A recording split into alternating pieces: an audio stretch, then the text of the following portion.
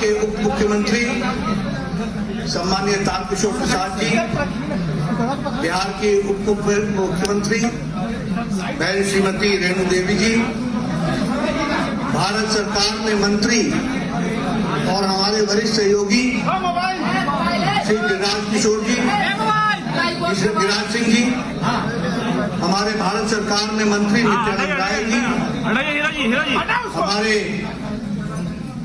बिहार सरकार में मंत्री और हमारे वरिष्ठ सहयोगी मंगल पांडे जी, सम्राट चौधरी जी, हमारे युवा काल के साथी श्री शाहनवाज हुसैन जी, हमारे यहाँ के लोकप्रिय सांसद और मेरे वरिष्ठ साथी जिनके साथ मुझे काम करने का मौका मिला, युवा काल में श्री रविशंकर प्रसाद जी, हमारे नितिन नवीन जी, अरुण सिंह जी जो हमारे राष्ट्रीय महामंत्री हैं, और आज के कार्यक्रम के सूत्रधार और हमारे वरिष्ठ साथी श्री संजय मयूख जी, भाई सुमित सिंह जी, बिहार सरकार में मंत्री, सम्मानित मंच, और यहाँ इतनी बड़ी संख्या में एकत्र आए बिहार के विभिन्न क्षेत्र के गांव से प्रतिनिधिगण जो गांव स्वराज में काम कर रहे हैं,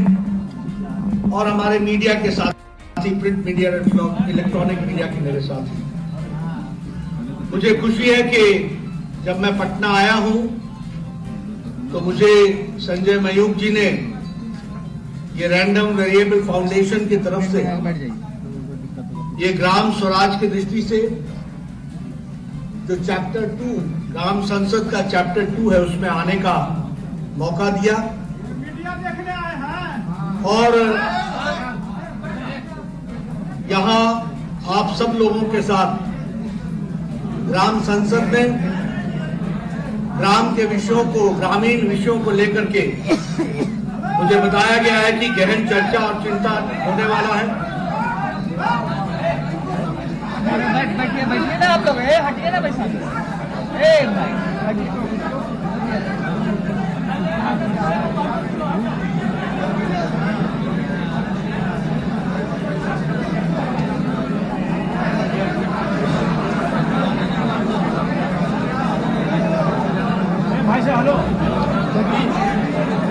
मित्रों, ग्राम संसद के विषय पर हमारे ग्रामीण साथी जो पंचायत की ओर से विभिन्न इलाकों से आए हैं, उनका अभिनंदन है, स्वागत है। मुझे मालूम है कि मीडिया के कैमरे के कारण आपको तंगी हो रही है, लेकिन मीडिया में मेरी तस्वीर आप देख लीजिएगा और आवाज मेरी आप खुद सुन लीजिए, और इसी तरीके से संतोष करके ये कार्यक्रम को अगर हम रूप दे देंगे तो अच्छा रहेगा। मित्रों, जहां तक ग्राम स्वराज की कल्पना के विषय है, हमारे बीच में भारत सरकार में ग्रामीण विकास मंत्री श्री गिरिराज सिंह जी हैं, वो आगे चल करके आपको बड़े विस्तृत और तफसील से बताएंगे। लेकिन ग्राम स्वराज की कल्पना जो महात्मा गांधी जी ने रखी थी, उसको वैचारिक पृष्ठभूमि और वैचारिक पृष्ठभूमि पर उसको अमली जामा पहनाते हुए एक रूप देने का काम किया है, तो वो भारतीय जनसंघ और भारतीय जनता पार्टी के नेताओं ने किया है। ये मुझे चर्चाएं बहुत हुई, कभी कांग्रेस पार्टी ने कोऑपरेटिव फार्मिंग की बात की, कभी कांग्रेस पार्टी ने कलेक्टिव फार्मिंग की बात की, लेकिन किसान, गांव, गरीब की अंतरात्मा को पहचानने का जो विषय आया, उसमें कहीं ना कहीं उनकी सोच सतही तौर पर रह गई, और गांधी की कल्पना ग्राम स्वराज की, उसको साकार करने में वो असमर्थ रहे। लेकिन मैं ये गौरव के साथ कह सकता हूं कि हमारी विचारधारा, जिसकी उत्पत्ति श्यामा प्रसाद मुखर्जी ने एक मजबूत देश, एक राष्ट्र, एक देश में एक निशान, एक विधान, एक प्रधान की कल्पना को लेकर के मजबूत किया, तो वैचारिक पृष्ठभूमि पर हमारे दीनदयाल उपाध्याय जी ने एकात्म मानववाद, और एकात्म मानववाद को का सरलीकरण जब हमारी सरकारें प्रदेशों में आई, फिर चाहे वो भैरव सिंह शेखावत की सरकार थी जो राजस्थान में आई, फिर चाहे वो वीरेंद्र कुमार सकलेचा की सरकार थी जो मध्य प्रदेश में आई, फिर चाहे वो हिमाचल प्रदेश में शांता कुमार जी के नाम से जानी गई सरकार आई। अंत्योदय की कल्पना पहली बार धरती पर उतारने का काम किया था तो भारतीय जनता पार्टी और जनता पार्टी, और उसी को आगे बढ़ाते हुए हमारे नानाजी देशमुख ने ग्रामोदय का विषय उठाया, और ग्रामोदय के विषय को उठाते हुए उन्होंने चित्रकूट में लगभग 500 गांवों को ढूंढा और उसमें उनकी जीविका में वो संपूर्ण ग्राम कैसे स्वावलंबी हो सकता है, इस पर काम शुरू किया। और आज मैं जितने भी यहां ग्रामीण परिवेश से आए हुए लोग हैं, मैं उनसे जरूर निवेदन करूंगा कि वो चित्रकूट जाएं और देखें कि गांव का नानाजी देशमुख ने कैसे कायाकल्प किया, कैसे संपूर्णता में उनको खड़ा किया, कैसे स्वावलंबी बनाया। यह कल्पना हमको उन्होंने दी, और उसी को आगे बढ़ाते हुए हमारे भारत के यशस्वी प्रधानमंत्री श्री नरेंद्र मोदी जी ने इसको और सरलीकरण करते हुए समाज के वंचित, पीड़ित, शोषित, दलित, किसान, युवा, महिलाएं जो छूट गई थी, उनको मुख्य धारा में लाने का काम किया। उन्होंने उस अंत्योदय को सबका साथ, सबका विकास, सबका विश्वास और सबके प्रयास में उसको रास्ता दिखाने का काम किया। यह हमको ध्यान रखना चाहिए। इसलिए जब हम इन सारी बातों की चर्चा करते हैं तो गांव के दृष्टि से इन सारे मुद्दों को हम लोग और गहराई से रखने का भी प्रयास करते हैं, और कैसे गांव की तस्वीर बदले, कैसे हम स्वयं संपूर्ण गांव बन सके जिसमें ट्रांसपेरेंसी आए, जिसमें एम्पावरमेंट आए, जिसमें ई ग्राम स्वराज बने। और आपको जानकर के खुशी होगी कि हमारे पंचायत को रिवैम्प करने के लिए मोदी सरकार ने जो स्वयंपूर्ण ग्रामीण विषयों को लेकर के काम शुरू किया, उसका एक सिंगल इंटरफेस बनाया, और पंचायत वाइज उसमें कोशिश ये की गई कि हम किस किस पंचायत में क्या क्या डेवलपमेंट के एजेंडा है उसको एक पोर्टल पर लाए, एक इंटरफेस पर लाए। और हमारे मंत्री ग्रामीण विकास गिरिराज जी दिल्ली में बैठ करके देश के सभी पंचायतों की तस्वीर अपने कंप्यूटर पर देखते हुए पता लगा सके कि कहां कहां क्या कमी है और किस किस चीज को कैसे ठीक करना है, इस काम को करने का। और इसीलिए इस बात को, जिसको हम कहते हैं कि पूरा करने के लिए आज मुझे खुशी है कि 2.63 लाख पंचायत के प्रोफाइल्स पोर्टल पर चढ़ चुके हैं। और आपको जानकर के खुशी होगी कि राष्ट्रीय ग्राम स्वराज अभियान, इसके लिए 5.9 थाउजेंड करोड़ रुपीस एलोकेट किया गया है। 5.9 करोड़ थाउजेंड करोड़ रुपीस इसके लिए रखा गया है। और इसमें जो हमारे इलेक्टेड रिप्रेजेंटेटिव्स हैं, जो 60 लाख हैं, और जो फंक्शनरीज हैं, जो स्टेक होल्डर्स हैं, उनको इस काम के साथ जोड़ा गया है। यह हमको ध्यान रखना चाहिए। मैं जब ग्राम विकास की बात करता हूं तो दो बातें हैं। एक, जमीन से कैसे गांव की तस्वीर बदले, उसका प्रयास गांव के लोग करते हैं। दूसरा, उस विकास के क्रम में सरकार का आर्थिक पक्ष क्या रहता है। मुझे आज ये आपके साथ शेयर करने में खुशी होती है कि आज पंचायतों को सीधा पैसा जाने की व्यवस्था तो की ही गई है, लेकिन पंचायतों को जाने वाला पैसा 5 गुना बढ़ा दिया है मोदी सरकार ने। यह भी हमको ध्यान रखना है। एक समय में पर पर्सन पर ईयर 52 रुपीस खर्च होते थे, आज 674 रुपीस पर पर्सन पर ईयर खर्च होता है। यह भी हमको ध्यान रखना है। हम लोगों ने कभी नहीं सोचा था कि स्वामित्व योजना लागू होगी और गांव की प्रॉपर्टी भी हमारे को उसका कोई कार्ड मिलेगा और उसमें हमको प्रॉपर्टी कार्ड मिलेगा। गांव, आपको मालूम है, गांव एक इकट्ठा बसता है और उसमें किसी की प्रॉपर्टी को आप बैंक को दिखाना चाहें तो वो उसका उपयोग नहीं कर सकती। लेकिन आज मुझे खुशी है कि लगभग 1.5 लाख विलेजेस इसमें कवर हो चुके हैं। 85 लाख लोगों को प्रॉपर्टी कार्ड मिल चुका है और 41,236 गांव में जाकर के ये ड्रोन से स्वामित्व योजना के माध्यम से उनकी प्रॉपर्टीज को डिजिटली ले आकर के खड़ा किया है, जो एक बहुत बड़ा इंस्ट्रूमेंट, अस्त्र आपके सामने उसमें से निकला है। इस बात को भी हमको ध्यान रखना चाहिए। 2.2 करोड़ प्लॉट्स जो हैं वो इसमें डिजिटल हो गए हैं, ये भी हमको ध्यान रखना चाहिए। जहां तक ग्राम स्वराज अभियान स्कीम का सवाल है, मैं यहां पर यह भी आपसे कहना चाहूंगा कि 2022 से लेकर 2026 तक 5,911 करोड़ इसमें इंक्रीज किया गया है, ताकि हम ग्राम स्वराज के विषय को अच्छे से आगे बढ़ा सकें। एक बहुत अच्छी बात हुई है, वो है ग्राम पंचायत डेवलपमेंट प्लान। अभी तक क्या होता था? अभी तक ये होता था कि आपके पंचायत के डेवलपमेंट का प्लान होता था बीडीओ के पास, ब्लॉक डेवलपमेंट ऑफिसर के पास। वो आपके लिए प्लान करता था और फिर बाद में जाकर के एसडीएम, डिस्ट्रिक्ट मजिस्ट्रेट उसमें पैसा एलोकेट करते थे। आज ये व्यवस्था की गई है कि ग्राम पंचायत डेवलपमेंट प्लान और कोई नहीं बनाएगा। गांव के लोग अपना जनरल हाउस बुला करके वो तय करेंगे कि डेवलपमेंट कैसे होगा और उसको पूरा करने का काम भारत सरकार करेगी। और जो हमारे 17 एसडीजी गोल्स हैं, जिसको हम लोगों ने 9 टीमों में डिवाइड किया है, उसको भी करने का काम हमारी सरकार ने अपने हाथ में लिया है, जिसको हम पूरा करने का प्रयास कर रहे हैं। इसके साथ साथ जो पैसे का डिस्ट्रीब्यूशन है, अब डिस्ट्रीब्यूशन कोई डिप्टी कमिश्नर नहीं करेगा, अब कोई बीडीओ नहीं करेगा। और कई बार प्रधानमंत्री जी पूछते हैं ना, ये कौन सा वो खुरचन थी जो 1 रुपए चलता था तो 85 पैसा बीच में खर्च हो जाता था। अब ये नहीं होगा। अब public finance management system develop किया गया है और 1,77,000 ग्राम पंचायत फाइबर इंटरनेट से जुड़ गए हैं और अब डिजिटल पेमेंट शुरू हो गई है और डायरेक्ट पेमेंट शुरू हो गई है। इस बात को ध्यान रखें, यह है बनीता।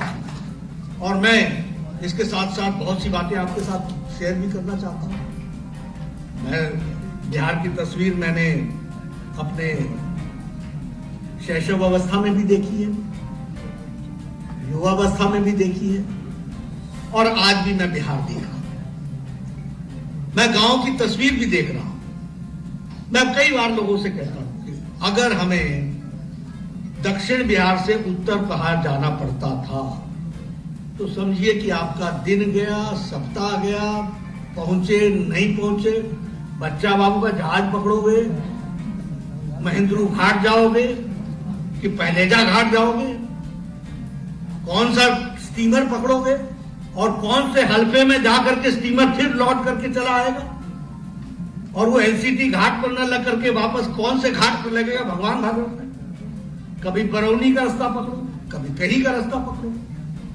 ये गांधी सेतु भी मैंने अपनी नजरों से बनते हुए देखा है। इसके पौवे, एक एक पौवे मेरे आंखों के सामने खड़े हुए, ये भी मैंने देखा है।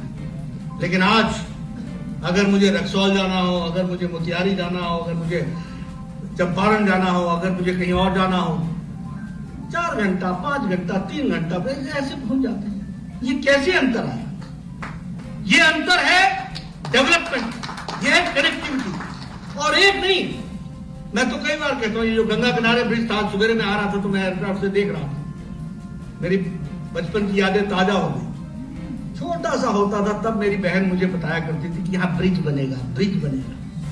आज मैं 60 पार कर गया, आज मैं अपने आंखों से देखता हुआ ब्रिज। ये है बदलता बिहार, ये है बदलती तस्वीर, जिसको हमको समझना चाहिए।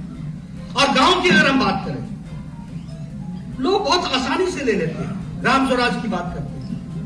मुझे याद है आज भी, जब मैं गाड़ी लेकर के शाम को चला करता था, गया से आया करता था, तो रास्ते में महिलाएं झुंड की झुंड शाम को और सुबेरे अपने दैनिक नित्य क्रम के लिए वो सड़कों पर आया करती थी।